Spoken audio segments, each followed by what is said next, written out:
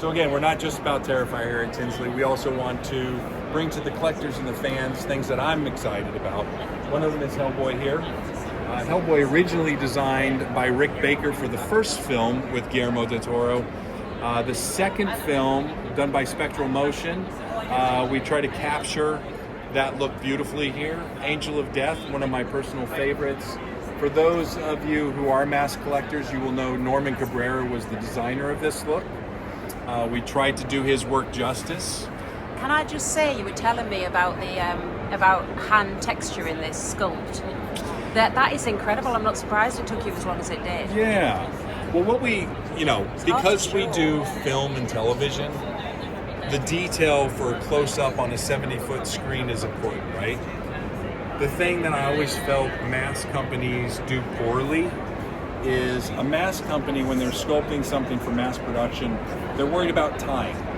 They want to get the mask sculpted as quickly as possible, the mold sculpted as quickly as possible, so they can generate money based on the mask. Yeah.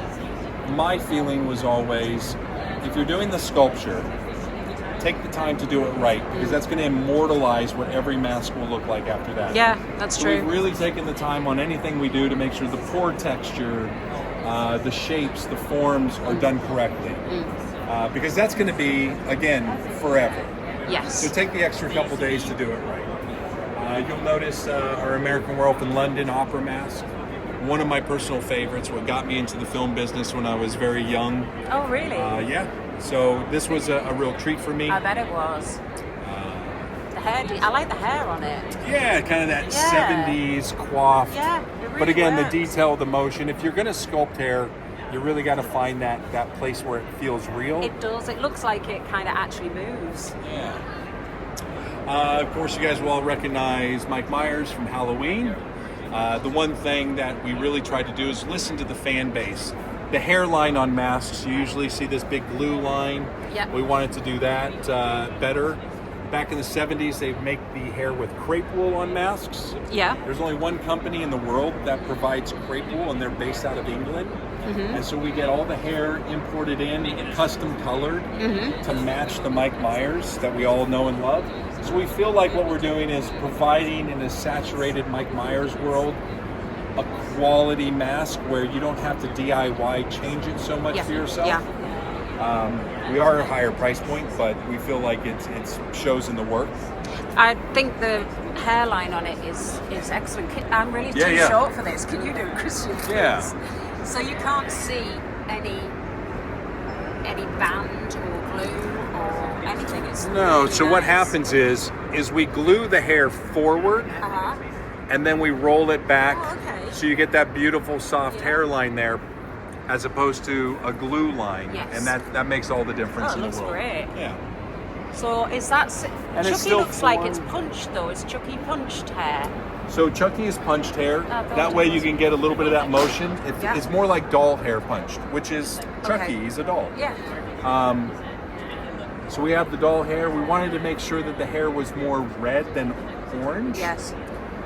We also made the doll head to feel more constricted and small on a human, so you felt more like a doll character. Okay, As yeah. opposed to, Chucky. Most sculptures on Chucky have always been big and wide. Yeah. They start to feel like Stewie from The Family Guy. Yes. And so what we did is we really wanted to condense that down, so if you wear this mask, you It doesn't feel look like out you of have a doll head. proportion. Yeah. I love this. Jaws. I love this. So Universal asked us to do Jaws because it's the 50th anniversary this year. It's hard to do a shark for a mask. Yes. And so what we thought would be fun is to basically do the poster. So if you look at this from the front, it's the poster with the girl swimming. And as you're walking around, she moves. Do you know, I was just about to ask you, I didn't know whether that was just something for the show that you attach, but it actually comes with That's a girl. a part of the mask, That So is when you're just walking around, such good fun. I love it. And just for display. Yeah. It's something really quirky, isn't it? I love that. Nice. Okay. All right. This is one I personally don't know. Well, I know what it is, but I don't know anything about. So this is Cocaine Bear. Yeah. Came out a couple years ago. fun mask. Interesting to do. Again, the details of the hair work, the scar on the nose. We just try to capture the personality. I like his curled lip at the front. This little lip curl right here. Yeah. And the detail inside the mouth is fantastic. Love it. Thank you. Love it. Yeah, the lifted tongue. Yeah. Great. What else have we got then? We have Renfield. Yeah. Again, Tinsley Studios. We did the film. This kind of started and launched our licensing. So this is the Nick Cage sort of Dracula mask. Glossy teeth. Very glossy teeth, a lot of teeth. So we'll be stocking this as well. We'll put this up for pre-order. Well, all of it really, most. Fantastic. Yeah. We have a bunch of originals that we've done. These are all half masks. These are really fun. They don't cover your head. You can see clearly out of them, breathe easy out of them. But they really transform your entire face. They're really good. There's some quite funny ones as well. I'll demo I've one never for seen you. anything like this one before. Here we go. Okay. Oh yeah, good, yeah. It really does tone in. That is so good. They really come to life, don't they, when you put them on? So this one was based on the Blade 2 film. Okay. We wanted to do something that was really kind of fun and dynamic for everybody. So that's what this one is. Great. We get into some more Tinsley Originals here. Nice white lizard. I like that. I like this guy. I really like that guy. So different. Is vampire. Now this was actually designed for a film years ago that never was made. Oh really? And we loved the design so much that we ended up making it one of our. Fine. I think I've got it. We'll just start. Carry on. Yeah, carry on. We have just a classic simple wolf. See if I can. Oh, sorry. Can you reach that up Yeah. a bit so we can see? And then on to my favourites, the chimps. And then your personal favorites, the chimps. Yeah, I think I might have one of these for myself actually. So these are our circus chimps.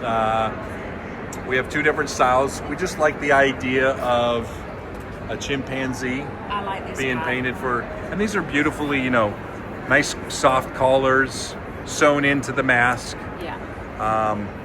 It's just so different. Love it.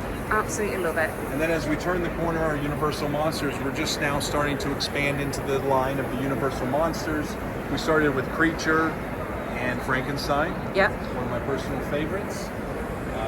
Again, beautifully hand sculpted pieces here. The textures of Frankenstein.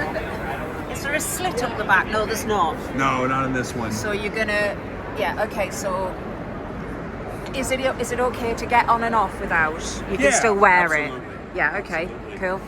Frankenstein, we decided to end it at the hairline in the back and bring it down just onto the neck so you'd have full mobility as you move. So it's not a bib style, but yet it captures everything that Frankenstein is about, which is the bolts in the neck, the skin, the face, the brow. I absolutely love this one. I really love this. Both of them, but Frankenstein is my favourite. It's great. Just all this detail. Was this hand textured or was this digitally textured? So this was a combination. So what we did is we hand sculpted the base of the whole mask, and then we went in and we digitally textured all the pores and textures. It must take hours, does it? It does. It takes quite a few hours, yeah. But the good thing is what we've learned by using digital in our advantage is we make the molds digitally now. Mm-hmm. And if we see there's a size discrepancy, we can adjust the mold size. Oh, okay. And so that's why, like Terrifier, we went through 3 different sizes before capturing the right one. Oh, really? That fit most comfortable. Yeah. Same thing with Mike Myers. So all of these masks, we kind of go through a testing phase. Yes. Which traditionally you couldn't do because that means you would have to re-sculpt it. Yeah. Now what we do is we resize the mold and we make sure that it fits perfectly. Okay. Yeah. So how do you get, obviously everybody's got different head sizes, different shaped faces, noses in, well, not in different places, but you know what I mean, proportions. How do How do you average that out? There's some general rules. Most women and men are somewhere between 20 to 22 inches on a head size. You have your occasional 23, 24 is quite large for a human head. And so what we do is we build the head size at about 24 to 25, knowing that there's going to be shrinking in the latex. So by the time it gets down and it's shrunk, you want it to fit around comfortably so you have a little bit of room. Okay. But you really want to have your eyes and your nose pressed into those crevices a little bit. Yeah. So the mask doesn't move while you move. And bobble. Yeah. When you turn, it turns with you. Yeah. It's not going to be as flexible as silicone because it's latex. Yes. But for the most part, it won't look like a big bobblehead with the costume, you know. Yeah. No, that's great. Fantastic. Thank you so much. Yeah, absolutely. Yeah, we've really enjoyed talking to you, Christian. Thank you for taking the time. I'm sure everybody's thrilled to see all the new masks that are going to be coming very soon. Great. Watch Happy this space. to show you. Okay, thank you. Bye.